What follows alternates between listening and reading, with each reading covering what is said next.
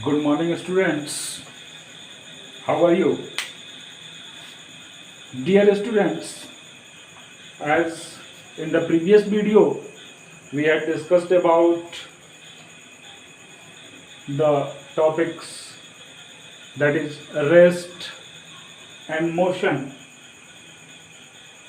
After that, we had discussed about types of motion and we had classified the motion on the basis of the path followed by the object and on the basis of coordinates required to define the motion. What are the coordinates required? On the basis of that we had classified the motion, and in that context we had discussed about one dimensional motion, 1D motion, 2D motion and 3D motion.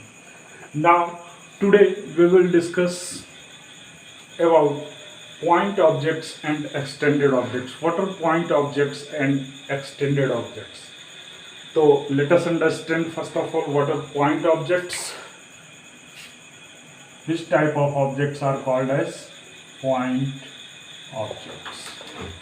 Which type of objects are called as point objects? The point objects are those objects.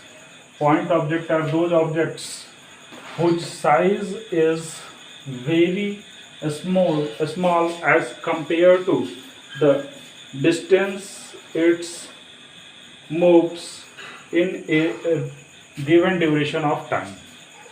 Means an object is considered as point object if the size of the object is much smaller than the distance it moves in a given time interval. Such type of objects are called as point objects. So let us understand it with an example. Suppose I am saying that your school bus, this is your school bus, and this is the building of your school. This is your school building. School building. And suppose this bus moves from this point to this point. So as it is clear from here that the bus travels very a small distance as compared to its size. So since the distance covered by the object is very less as compared to the dimension of the bus, so it cannot be considered as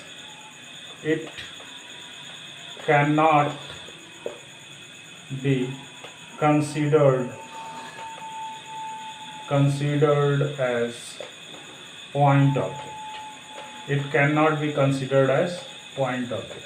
But if your school bus is moving from your school campus to Delhi, suppose the school bus is moving to Delhi.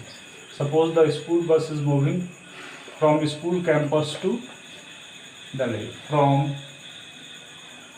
school campus to Delhi. So this distance is much larger. The distance between your school campus and Delhi is, I suppose that it is greater than 1000 kilometer. It is greater than 1000 kilometer. So this distance is much larger than the size of the object. The size of the object, as compared to the size of the object, the distance traveled by the bus is much larger. So it can be considered, in this situation the bus is considered as point object. Bus is considered as point object. So point object is what? Point object. Or another example you can say that. Second, there are various examples. Second example, you can say that the moon is revolving around the earth. The moon is revolving around the earth.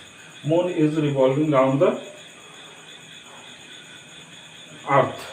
So it has to cover larger distance as compared to its size. So in this case moon is considered as point object. So when the object is said to be point object if the distance traveled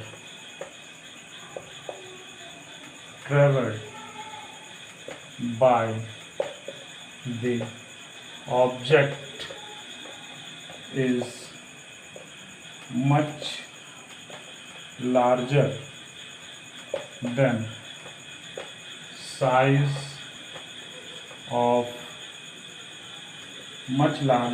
the size of the whatever the distance traveled by the object is much larger than the size of the object, then that object is considered as point object. So now second thing is extended object.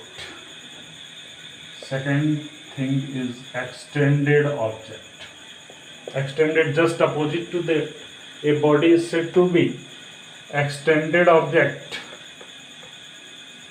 if the distance traveled by the object is much smaller than or you can say that distance traveled by the object is comparable with the size of the object. If it is comparable with the size of the object, suppose in the first example I had told, if your school bus is traveling from the principal office to the school gate of your school, then in that case the object is considered as an extended object, and you can't consider for your experiment, for your observation, you can't consider that object as point object. There are various other examples of point object. A railway carriage moving without jerk between two stations. Monkey is sitting on the top of a man cycling smoothly on the circular track. In all these cases, a spinning cricket ball that turns sharply on hitting the ground. In all these cases, you consider the object as point object. And extended object are that object in which the distance traveled by the object is much smaller or comparable with the size of the object, then such type of object is called as extended object. Now, scalars and vectors. A brief definition, only definition I am giving here. In the next chapter, in the motion in plane, we will study vectors in detail. Only know about scalar and vectors, because in further discussions I always used to say the name scalar and vector. So you have the prior knowledge of scalar and vector. What are scalars and what are vectors? Scalars and vectors. Scalars and vectors. Physical quantities can be classified. Physical quantities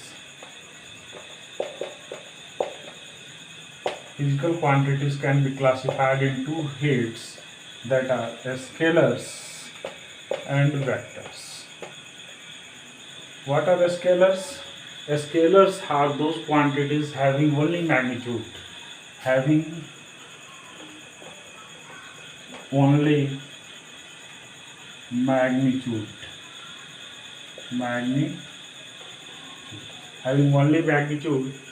Direction is not needed here for specifying that quantity, and having magnitude as well as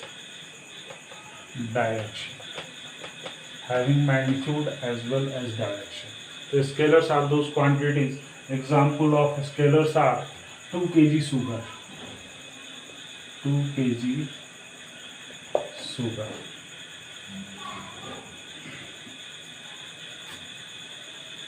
2 meter rod,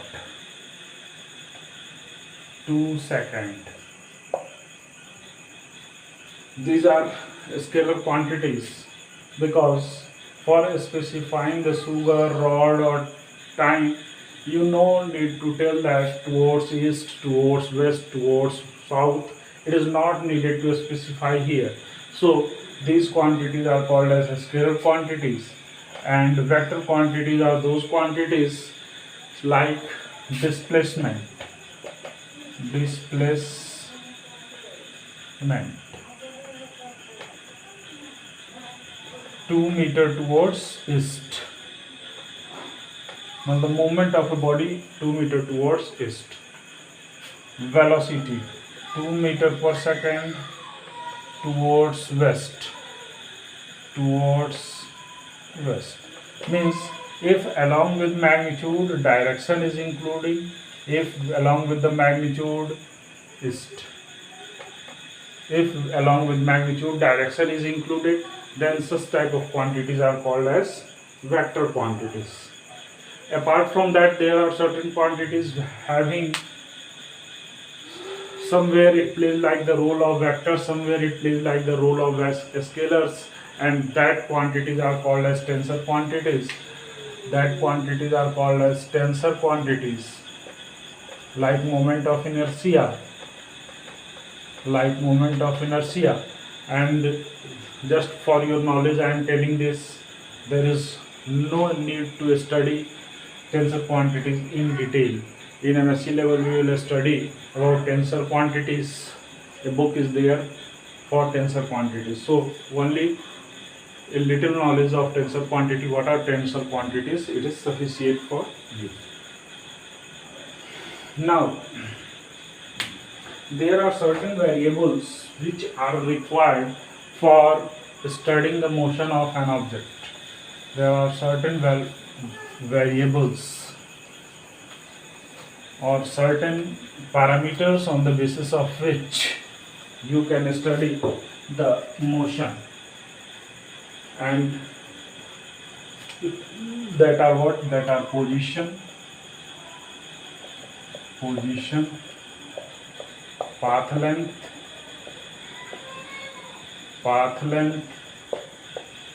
displacement,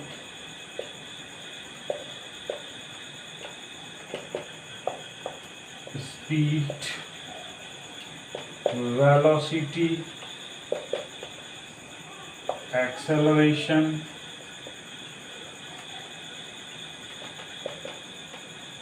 and jerk.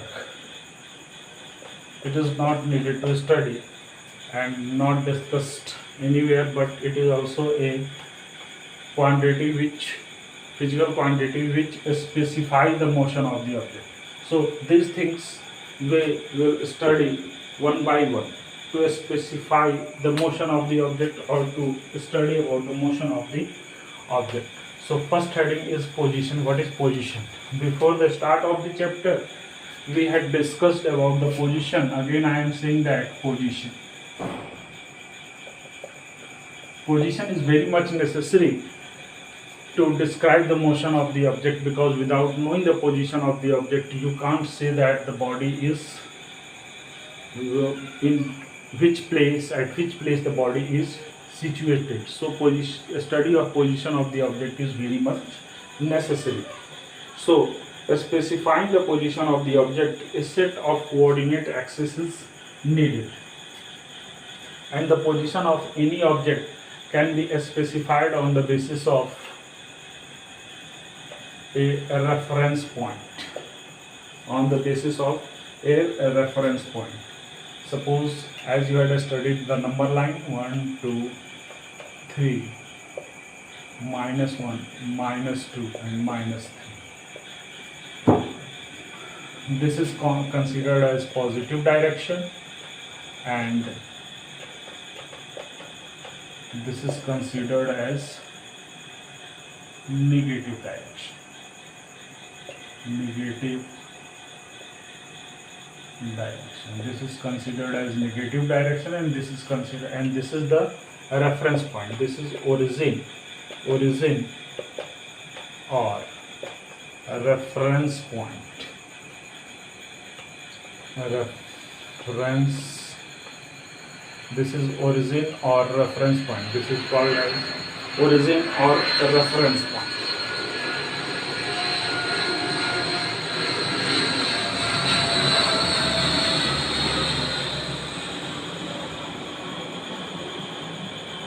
So, position of the object can be determined on the basis of a reference point. If any object is situated here at -1 position, it means to say that the object is 1 unit towards left side of the reference point. If the object is at 0,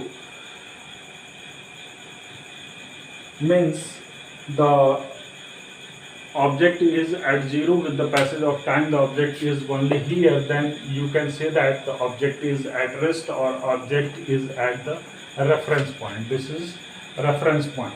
And if it is at this position with the reference point, then you can say that the object is 2 units towards the right of the reference point.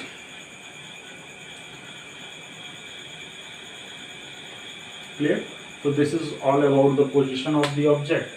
How can you determine the position of the object along with the help of reference point or origin? I had taken an example also to describe the position of the object. We had taken the example, suppose your school is origin and someone asks what is the location of your home from your school, then you can say that the location of my house from the reference point is 3 meters towards east.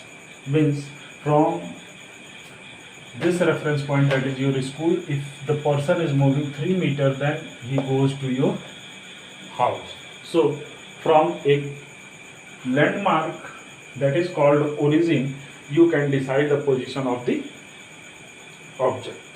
Now we will discuss about the frame of reference. What is the meaning of frame of reference?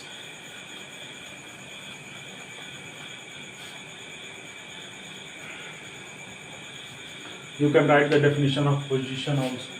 If you want to write, then write the position.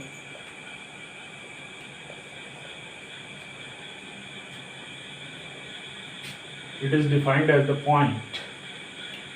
It is defined as the point where an object is situated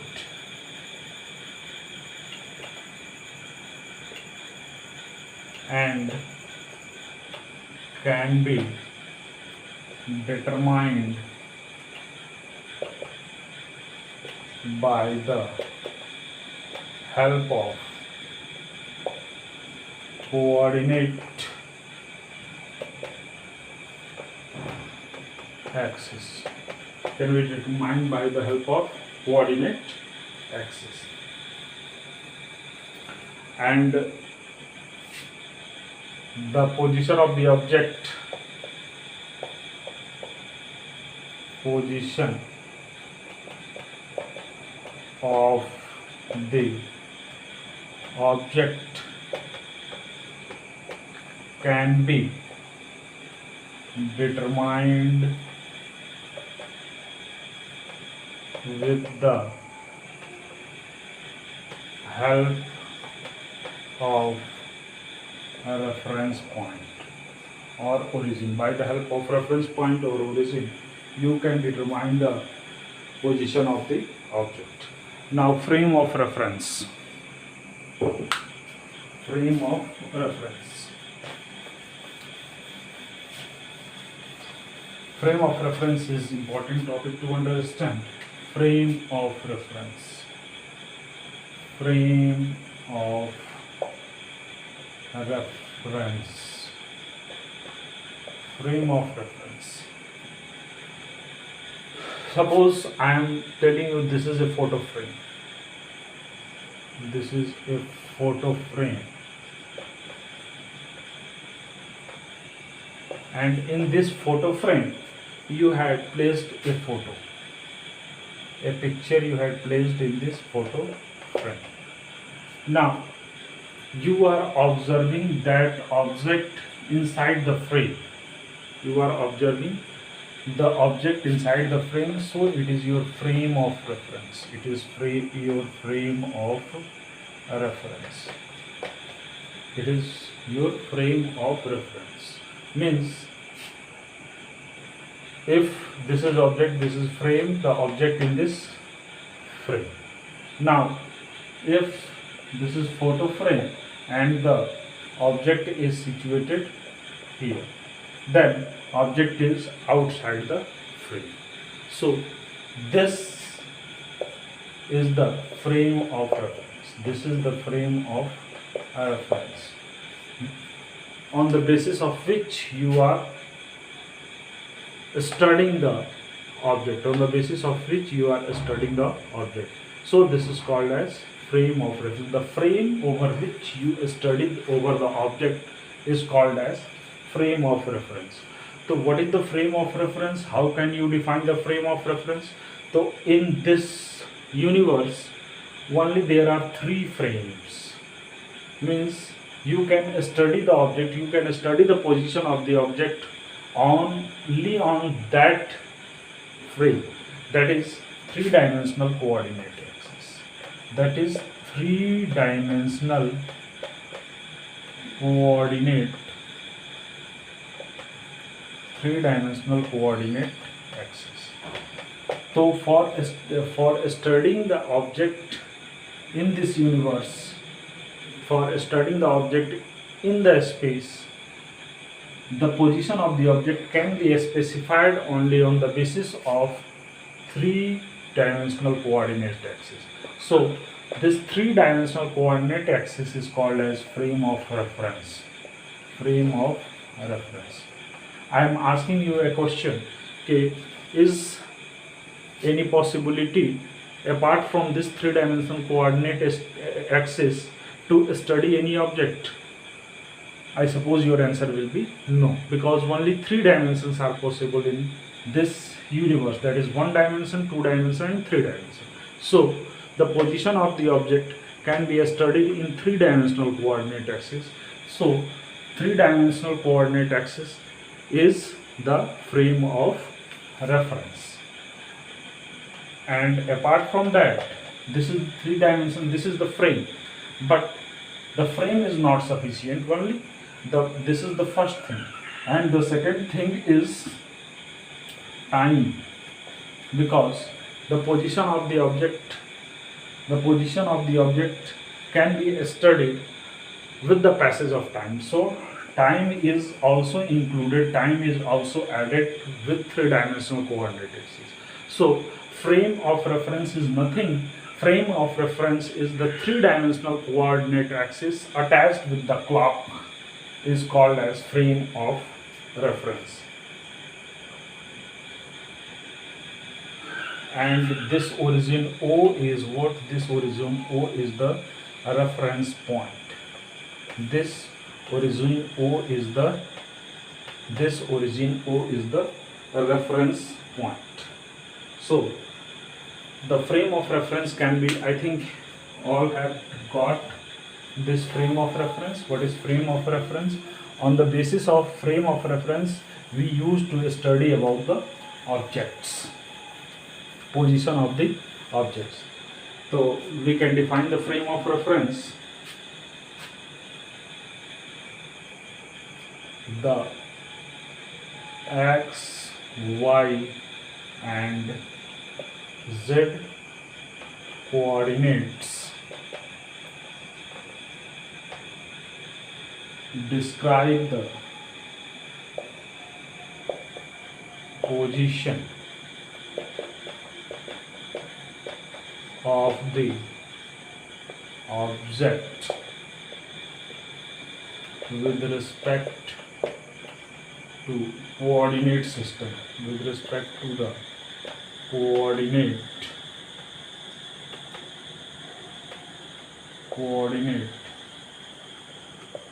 system attached with the clock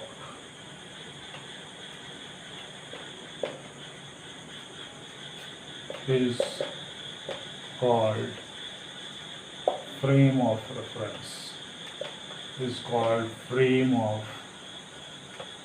reference. Attached with the clock is frame of reference. Clear? Now,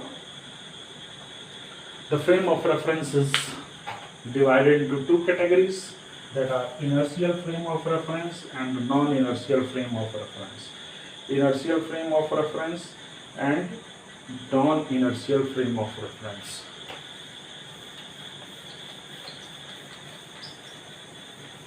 Inertial frame of reference and non-inertial frame of reference. Frame of reference are of two types. First one is inertial frame of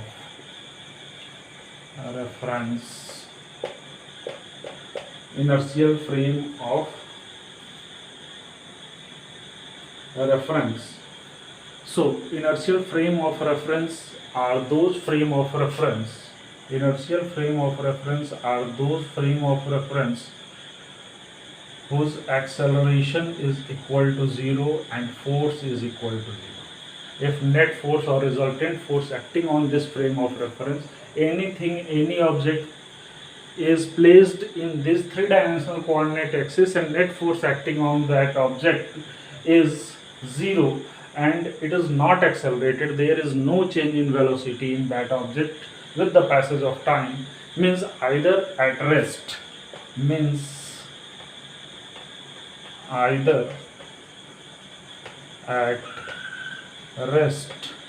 or uniform motion.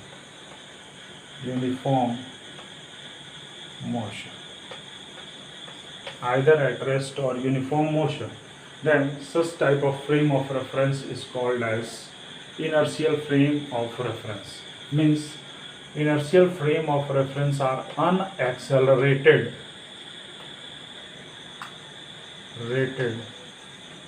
frame of reference. Unaccelerated frame of reference. Just opposite to that, non-inertial frame of reference.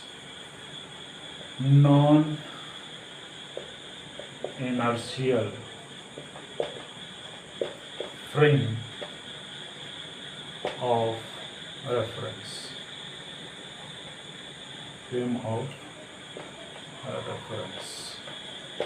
Non-inertial frame of reference. Non-inertial frame of reference are those frame of reference where acceleration is not equal to 0. Either force is equal to 0 or not equal to 0, but acceleration is not equal to 0. So such type of frame of reference are called as non-inertial frame of reference, or you can say that accelerated frame of reference, Means accelerated frame of reference are those frame of reference in which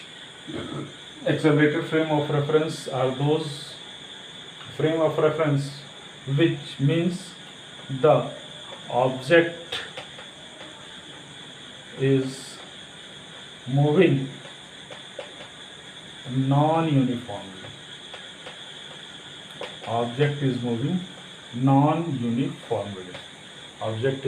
non-uniformly. Then such type of frame of reference are called as non-inertial frame of reference. So there is possibility to make non-inertial frame of reference as inertial frame of reference. So for this, what we will do, I am mentioning it here. You had got about inertial frame of reference and non-inertial frame of reference. So inertial frame of reference can be converted into inertial frame of reference can be converted into non-inertial frame of reference. Inertial frame of reference can be converted into non-inertial frame of reference by applying external force, and this external force makes the frame of reference accelerated, so it becomes non-inertial frame of reference. And non-inertial frame of reference, non-inertial frame of reference can be made inertial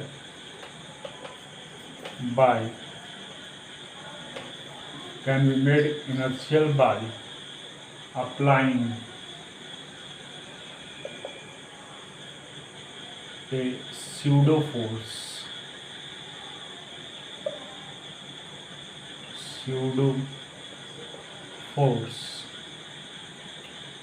opposite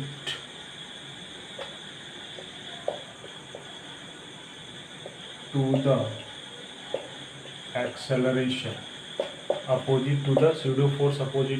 acceleration, in such a way that it can counterbalance the acceleration, and the frame of reference starts moving with constant acceleration or becomes in rest. In such cases, the non-inertial frame of reference can be converted into inertial frame of reference. So a pseudo force, suppose I am taking an example, suppose this is the frame of reference, and this frame of reference having acceleration not equal to 0. So suppose it has the acceleration a dash.